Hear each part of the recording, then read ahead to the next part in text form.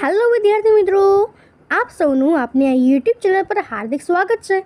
તો આજે હું તમારા માટે લઈને આવી છું ધોરણ 7 વિષય ગુજરાતી ત્રિમાસિક કસોટી ઓગસ્ટ 2025નું સંપૂર્ણ સોલ્યુશન કે જે તમારી ગુજરાતીની પરીક્ષા માટે ખૂબ ઉપયોગી થવાનું છે।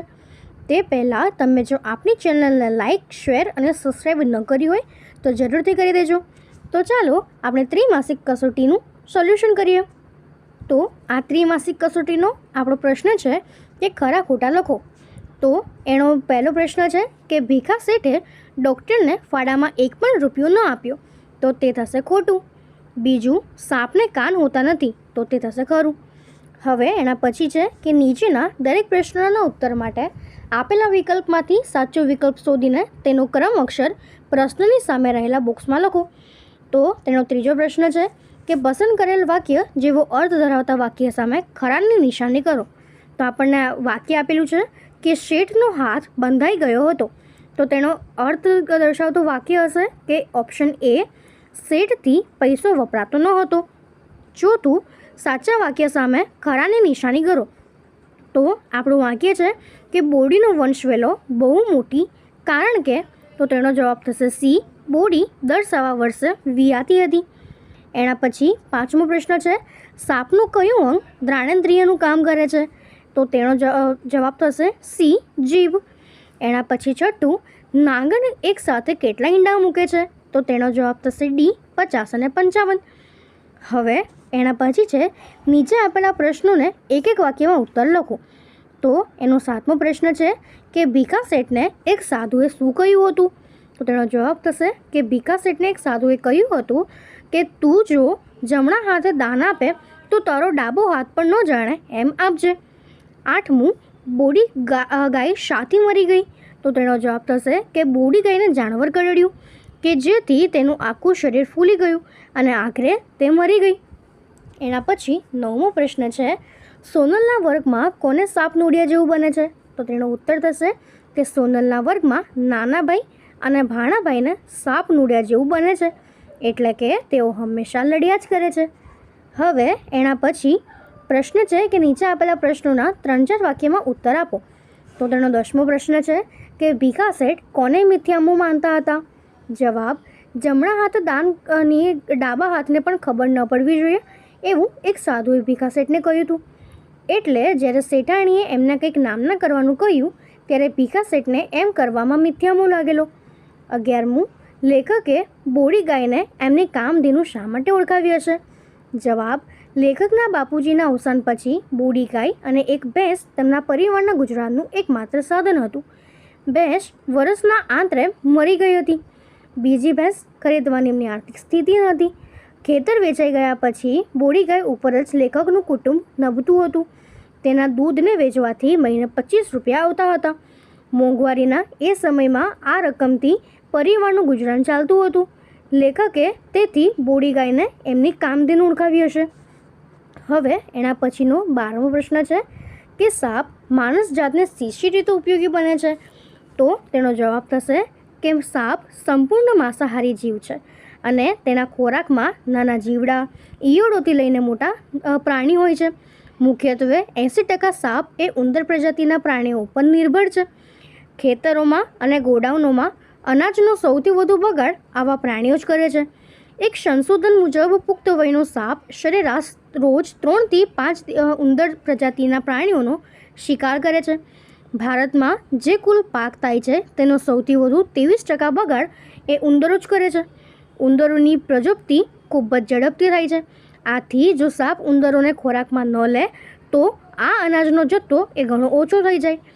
આ ઉપરાંત સાપનું ઝેર એ કેટલીક જીવનરક્ષક દવાઓ માટે ખૂબ ઉપયોગી થાય છે, લકવા માટે, થ્રોમ્બોસિસ માટે, લોહી વહેતું અટકાવવા માટે, કેટલાક અંશે કેન્સર માટે અને ખાસ કરીને વિષ પ્રતિરોધક રસીઓ બનાવવા માટે પણ તેનો ખૂબ ઉપયોગ થાય છે।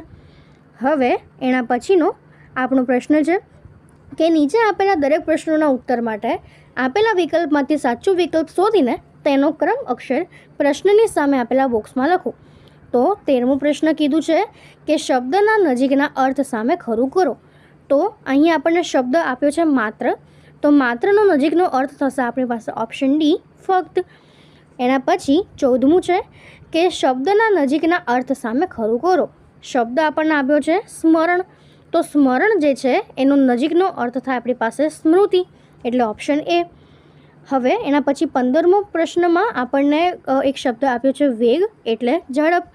તો આપણે એના પરથી વાક્ય બનાવવું હોય તો જે વાક્ય બી છે કે ચિત્તો પૃથ્વી પરનું સૌથી વધુ ઝડપી વેગથી દોડતું પ્રાણી છે, એ વેગનું એટલે કે ઝડપનું જે છે એ વિધાન બનશે, એટલે ઓપ્શન બી સાચું છે. પછી 16મું જય જયકાર એટલે કે જીતની ખુશીનો પોકાર. તો તેના માટેનું વાક્ય થશે ઓપ્શન સી, જય જયકાર કરતાં સરઘસ આગળ વધી રહ્યું હતું.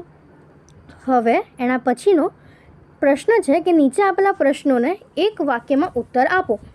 17મો પ્રશ્ન છે શ્રી કૃષ્ણને યોગી કેમ કહ્યા હશે? તો તેનો જવાબ શ્રી કૃષ્ણને યોગી કહ્યા છે કારણ કે એમણે સઘળા કાર્યો એટલે કે કર્મ કૌશલ્યથી કર્યા છતાં હંમેશા નિર્લોપ રહ્યા છે. એના પછી 18મો પ્રશ્ન છે રામને અંતરમાં રાખવાની વાત કેમ કરી હશે? જવાબ રામ જીવનના આદર્શરૂપ મર્યાદા પુરુષોત્તમ છે. તેમણે એક પત્ની વ્રત પ્રતિજ્ઞા લઈને જીવનભર પાળી હતી. તેમનું જીવન ન્યાય અને નીતિને સમર્પિત હતું. 19મો પ્રશ્ન જીવનનો જય જયકાર શી રીતે થશે? જવાબ જીવનમાં થોભ્યા વિના આગળ વધવાથી જય જયકાર થશે. હવે એના પછીનો પ્રશ્ન છે કે નીચે આપેલા પ્રશ્નોના 2-3 વાક્યમાં ઉત્તર લખો. તો આપણો 20મો પ્રશ્ન છે કવિએ માનવજાત માટે પ્રેરણારૂપ કયા કયા જીવન કાર્ય દર્શાવ્યા છે? તો તેનો જવાબ થશે કે કવિએ મહાવીરની અહિંસા, બુદ્ધનો મધ્ય માર્ગ, રામના ન્યાયને નીતિ સદારચા માનવજાત માટે પ્રેરણારૂપ ગણાવ્યા છે. એ જ રીતે ફળની આશા વિના નિર્લેપ કર્મ કરનાર કૃષ્ણ, ક્ષમા સિંધુ ઈસુ, દયાને પ્રામાણિક જીવનના ઉદ્દાતા હજરત મોહમ્મદ તેમજ જરથુસ્ટ્રના જીવન કાર્યનો પ્રેરણારૂપ છે. એના પછી 21મો પ્રશ્ન છે કે કવિએ રાષ્ટ્રના લોકોને પડકારોને ઝેલવાનું આહ્વાન કરતાં શું કહ્યું છે? તો જવાબ કવિએ રાષ્ટ્રના લોકોને પડકારોને ઝેલવાનું આહ્વાન કરતાં કહ્યું છે કે તમે ઊભા રહેશો તો મોત છે અને ચાલતા રહેશો તો જીવનનો જય જયકાર છે. કોઈ પણ રીતે ત્યાં પહોંચવું પડશે, એ દરેક પળનો પોકાર છે અને પડકાર છે. તન મન ધન જે હોય તેને સાથે લઈને જવું એ જ દ્રઢ નિર્ધાર હોવો જોઈએ. દરેકે બુલંદ ગર્જના સાથે વાઘસિંહની ત્રાડો એટલે કે ગુસ્સા સાથે પડકારોને ઝીલીને જજમવું જોઈએ. હવે એના પછીનો છે કે યોગ્ય શબ્દ વડે ખાલી જગ્યા પૂરો. તો આપણો 22મા નંબરની ખાલી જગ્યા છે કે તમે સવારે નીકળશ ખાલી જગ્યા તો સાંજે. તો તેનો જવાબ થશે કે 23મું ગામ લોકો હકારમાં માથું ફેલાવીને એટલે કે અનુમોદન કરતાં ખાલી જગ્યા આપતા હતા. તો તેનો જવાબ આપશે સંમતિ આપતા હતા. 24મું ખાલી જગ્યા લેખકના કુટુંબનું કોઈ પૂર્વજન્મનું ઋણ અદા કરવા આવી હતી. તો તે થશે બોડી ગાય. 25મું ખાલી જગ્યા મનના માનવીને હિમાલય નડતો નથી. તો તે થશે અડગ મનના માનવીને. 26મું સાપ કાંચડી ઉતારે એમ ખાલી જગ્યા રાજાએ વૈભવનો ત્યાગ કર્યો. તો તે થશે ગોપીચંદ રાજાએ. એના પછી આપણી પાસે 27મું છે કે અજગર ખાલી જગ્યા મહિના સુધી ભૂખ્યો રહી શકે છે. તો તેનો જવાબ થશે 8 મહિના સુધી. હવે એના પછી પ્રશ્ન છે કે સૂચના મુજબ કરો. તો 28મો પ્રશ્ન છે કે શબ્દનો અર્થ ધારો અને તે શબ્દવાળું વાક્ય લખો. તો આપણને એક શબ્દ આપ્યો છે શેર, તો એનો અર્થ આપણે ધારી લઈએ કે ધાર. તો એનું વાક્ય બનાવીએ તો તે થશે કે નાનું છોકરું આંચળમાં હાથ નાખી ખેંચે ને દૂધની શેર કાઢે તોય શું ન થાય. તો હવે એના પછી પ્રશ્ન છે કે કાવ્ય પંક્તિ પૂર્ણ કરો. તો આપણી કાવ્ય પંક્તિ છે કે પ્રેમરૂપ પ્રભુથી ખપ લાગે ત્યાં સુધી પૂર્ણ કરવાની છે. તો આપણે લખી શકીએ કે પ્રેમરૂપ પ્રભુ ઈશુ જે ક્ષમા સિંધુને વંદન હો, રહમ નેકીના પરમ પ્રચારક હજરત મોહમ્મદ દિલે રહો, જરતોસ્તીના ધર્મગુરુની પવિત્રતા દિલમાં વ્યાપો, સર્વધર્મ સંસ્થાપક સ્મરણો વિશ્વ શાંતિમાં ખપ લાગે. એના પછીની બીજી જે કાવ્ય પંક્તિ છે તે છે કે ભૂલી જઈને ભેદથી ટેગ લઈને ચાલો. તો આપણે લખી શકીએ કે ભૂલી જઈને ભેદ આપણે એક થઈને ચાલો, નેક થઈને ચાલો, વાયુનો વેગ લઈને ચાલો, છોડી દઈને રંગ રાગને ભેખ લઈને ચાલો, હિમાલયના સમી અવિચલ ટેક લઈને ચાલો. તો હવે એના પછીનો આપણો પ્રશ્ન છે, નીચેના પ્રશ્નોના રૂઢિપ્રયોગના અર્થ આપીને તેમના વાક્ય પ્રયોગ કરો. તો આપણો 31મો પ્રશ્ન છે કે ખરેરો કરવો. તો એનો અર્થ આપણે લખી શકીએ કે તેલનું મર્દન એટલે કે માલિશ કરીને પશુને નવડાવવું. તો આપણે જો વાક્ય પ્રયોગ કરીએ તો કૃષ્ણ ભગવાન જાતે પોતાના પંચકલ્યાણી અશ્વનો ખરેરો કરતા હતા. એના પછી 32મું કે ઋણ અદા કરવું. તો તેનો અર્થ આપણે લખી શકીએ કે કરજ ચૂકવવું એટલે કે ફરજ અદા કરવી. તો વાક્ય લખાય કે મા બાપ પ્રત્યેનું ઋણ અદા કરવું એ દરેક સંતાનની ફરજ છે. 33મું પગ મેલવા ન દેવો. તો એનો અર્થ થાય દાખલ ન થવા દેવું. જો એનો વાક્ય પ્રયોગ કરીએ તો રામાભાઈએ એમને દગો કરનાર સાથીને પોતાના ખેતરમાં પગ મેલવા ન દીધો.